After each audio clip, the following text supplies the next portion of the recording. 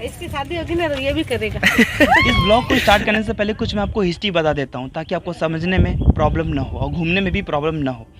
तो एक डायनेस्टी हुआ करती थी, भाटी डायनेस्टी। भाटी डायनेस्टी के जो संस्थापक थे वो राजा जैसल जी थे। जैसल जी के नाम से ही इस स्टेट का जो नाम रखा गया जैसलमेर। तो लगभग 16वीं सेंचुरी की बात है जब उनकी डायनेस्टी की स्थापना की, इस स्टेट के उन्होंने स्थापना किया था। तो उनके डेथ होने के बाद उनके जो बेटे थे राजा जय सिंह सेकंड, तो वो यहाँ पर एक डैम बनाते हैं। तो डैम वो इसलिए बनाते हैं क्योंकि यहाँ पर काफ़ी ज़्यादा पहले डेजर्ट था, तो डेजर्ट का कुछ लैंड फार्मिंग में कन्वर्ट हो पाए ताकि यहाँ के जो लोग थे वो अच्छे से सर्वाइव कर पाएँ। तो उस फार्मिंग की वजह से बहुत कुछ यहाँ के लोगों को फ़ायदा भी हुआ था। तो उन्होंने एक डैम बनाया। डैम से क्या हुआ कि पानी कलेक्ट हुआ। पानी कलेक्ट होने के बाद उस पानी का यूज़ इरिगेशन में आने लगा। इरिगेशन से फिर यहाँ पर आम की खेती स्टार्ट हो गई। और उसके साथ साथ जयसिंह जो जैसे हैं यहाँ पर एक सेनोटॉफ, मतलब कि छतरी सेनोटॉफ भी बनाते हैं। जैसे पीछे देख सकते हैं। सेनोटॉफ क्या होता है कि टॉम के ऊपर 4 पिलर और पिलर के ऊपर एक आपका छतरी बना हुआ रहता है, इसीलिए इसे छतरी सेनोटॉफ कहा जाता है। तो ये छतरी सेनोटॉफ इसलिए बना जाता है ताकि जो राजा महाराजा और राजा की जो जितनी भी रानियाँ थी वो यहाँ पर आराम से बैठकर ग्रीनरी को देख सकें। तो ये कि हिल टॉप पर बना हुआ है। तो फिर उनके डेथ होने के बाद जो उनके बेटे होते हैं लंकारन डैम के बगल में एक लेक बनाते हैं। तो उस लेक का पानी जब सूख जाता है, जब जैसे कि गर्मी के सीज़न में लेक का पानी सूख जाता है, तो उस लेक में ये फिर अलग अलग प्रकार की भी खेती करने लगे, अलग अलग सब्जियों की भी खेती करने लगे। जैसे अभी जो आपको दिखेगा वो आपको चने की खेती यहाँ पर देखने को मिल जाएगा। तो उसके बाद फिर और भी ये वो जो लंकारन जी जो थे और भी यहाँ पर सेनोटॉप्स बनाते हैं। तो फिर धीरे धीरे क्या होता है, सेनोटॉप्स फिर समाधि में चेंज होता चला गया। तो यहाँ जो आपको कुछ जो आपको ये दिखेगा पीछे जो आपको दिख रहा है, तो ये साइज के अकॉर्डिंग है। तो जो सबसे बड़ा जो साइज है वो राजा के दादा हैं, जो उससे छोटा है वो राजा के पिताजी हैं, और जो उससे भी छोटा है वो राजा की समाधि है। तो इस तरीके से सिग्निफाई करते हैं कि वो उनसे बड़े, वो उनसे बड़े, वो उनसे बड़े हैं। तो आज भी जो है महारावल जो कास्ट है वो लोग आज भी यहाँ पर जब भी किसी की शादी होती है नई, या फिर न्यू बॉर्न बेबी होते हैं किसी घर में, तो यहाँ पर आते हैं। तो शादी के दिनों शादी के बाद क्या होता है कि जितनी भी समाधि होती है उनके 4-4 चक्कर काटते हैं ये लोग। तो इस तरीके से वो इज्जत करते हैं अपने पूर्वजों की। तो ये एक छोटी सी हिस्ट्री थी, और मैं आपको बता दूंगा कि आप नाइट स्टे कहाँ कर सकते हैं, कितना टिकट लगेगा और कैसे आप आ सकते हैं। तो फिर चलते हैं, इस ब्लॉग को मैं स्टार्ट करता हूँ।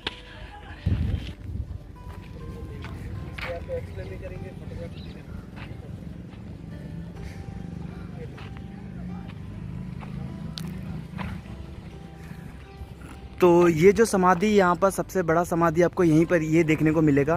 तो समाधि है ये महारावल जवाहर सिंह जी की है। 1914 से लेकर 1949 तक इनका ड्यूरेशन रहा यहाँ पे।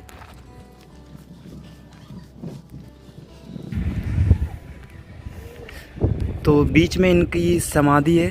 इनके जो पुराने जो फ़ोटो है, एक फ़ोटो आपको यहाँ पर देखने को मिलेगा।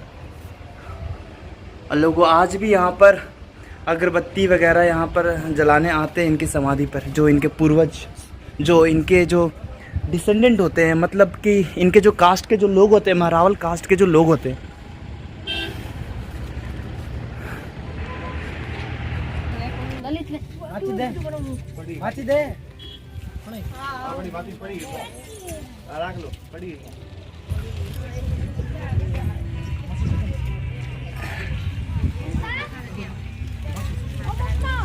तो इन लोग फिर पूरे राजा के चक्कर काटेंगे ये, जो जितने भी नई शादी होती है सबको। तो इसी गांव का कि पूरा जैसलमेर का? अच्छा, यहाँ पर आते हैं अपने पूर्वजों को उसका चक्कर काटते हैं, 4 चक्कर। इसकी शादी होगी ना तो ये भी करेगा। वो तो होनी है। पीएस बीबी को गोदी में लेके उस मंदिर में गोदी में लेते। अच्छा, किस मंदिर में? वो नीचे वाला मंदिर है ना, वो वहाँ पे? हाँ। अच्छा, वहाँ पे बहू को ना गोदी में लेते। अच्छा, तो जरूर जाऊंगा वहाँ पे।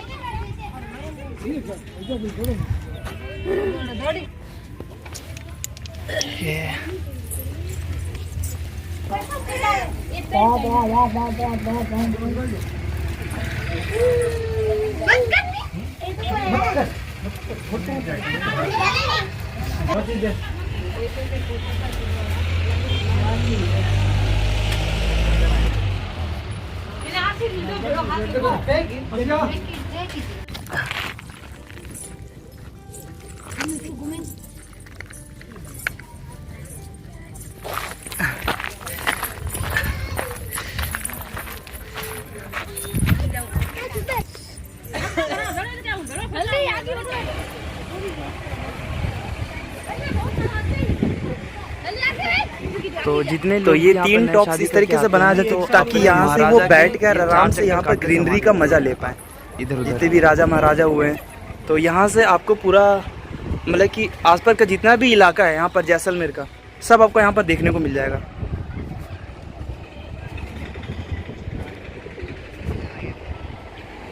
राज हैं वो चैतन्य राज जी हैं, तो अभी भी वो जैसलमेर के राजा, लेकिन अब जो है डेमोक्रेसी आ चुकी है तो इतना ज़्यादा उनकी वैल्यू नहीं है, मतलब फिर उनका रूल नहीं चलता है यहाँ पे।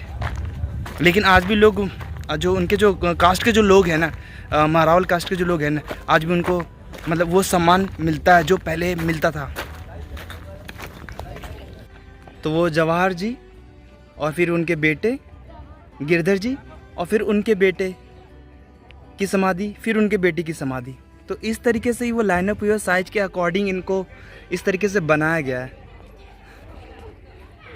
तो कुछ जो समाधि है, कुछ जो छतरी से कुछ टूट गए हैं अभी फ़िलहाल, इस तरीके का मेंटेनेंस इनको नहीं मिल पा रहा है।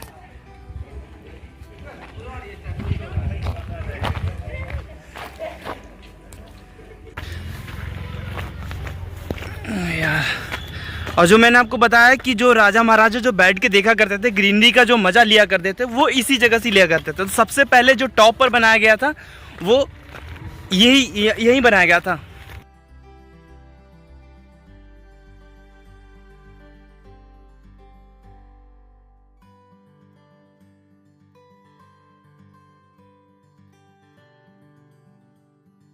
तो आप ये देख सकते हैं कि ये जो साइज़ है ना, टॉम का साइज़ है, ये इस चीज़ को सिग्निफाई करता है ये चीज़ कि ये उनके दादा का था, फिर उनके बेटे, फिर उनके पोते। तो इस तरीके से जो पोता हुआ अपने दादा का जो टॉम है वो बड़ा बना दिया। तो ये सिग्निफाई करता है कि ये उनसे बड़े। तो आप जो बीच में जो देख रहे हैं ये छोटा छोटा सा है। ये छोटा छोटा सा इसलिए क्योंकि इनके जो बेटे हुए हैं, बेटे के बेटे हुए हैं, या फिर अलग भाई हुए, तो ये उनकी समाधि है। तो इस तरीके से आप वहाँ भी देख सकते हैं, वहाँ भी देख सकते हैं।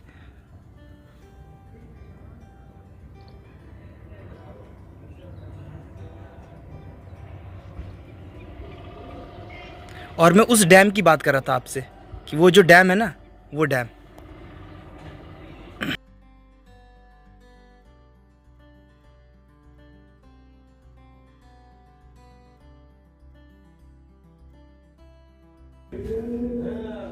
If you want to visit the peaceful place in a Jaisalmer, just visit this place. This place is called the Bada Bagh in Jaisalmer, just about 10-11 km from the railway station. Their architecture designs,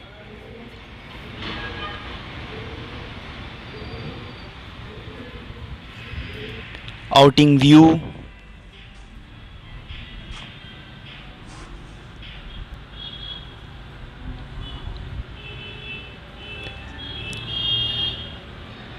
मुझे इतना पसंद आया कि मैं लगभग इस जगह पर 8 घंटे था।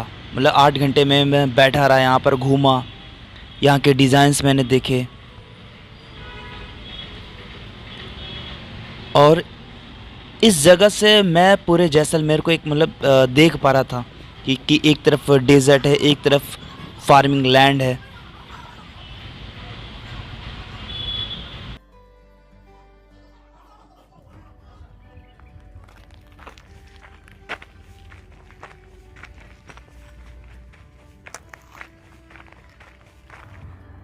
तो तुम लोग यहाँ लोकल के हो? हाँ। तो कितने साल से यहाँ घूम रहे हो? 1 साल से। 1 साल से? तो कुछ यार यहाँ का यूनिक चीज़ बताओ मुझे, जो मतलब कि यूनिक हो, कुछ यूनिक जो मुझे भी ना पता हो या गूगल को भी ना पता हो यार। क्योंकि तुम लोग लोकल्स के हो तो अच्छे खासे से पता रहेगा। पुराने समय से यहाँ जो महाराजा वगैरह जाता है ना, हाँ। वहाँ उनकी यहाँ मूर्ति स्थापित की जाती है। तो मैं जिस डैम की बात कर रहा था उस वक्त, वो डैम यही है। यही जो डैम है राजा जयसिंह के द्वारा बनाया गया था। और उसके बाद जो लंकारण जो राजा थे, उनके डेथ होने के बाद, जयसिंह के डेथ होने के बाद जो लंकारण जो राजा थे, उन्होंने यहाँ पर लेक बनाया था। ये जो आपको देख रहा है लेक अभी सूख गया पानी, तो पानी सूखने के कारण यहाँ पर फार्मिंग जो है चने की जा रही है। यहाँ पे जब बारिश हो जाता है तो फिर यहाँ पर अलग अलग प्रकार की खेती की जाती है। जैसे आपको देख रहे हो कुछ आम के पेड़ भी यहाँ पर आपके लगे हुए हैं उधर साइड में। आपका रेलवे स्टेशन से लगभग 11 किलोमीटर दूर है। और अगर आप बस से जाते हैं तो लगभग आपका जो रेट लगेगा, बस से अगर आप ट्रैवल करते हैं यहाँ पर आते हैं तो लगभग आपका 50 रुपीज़ लगेगा। तो चलते हैं यहाँ से।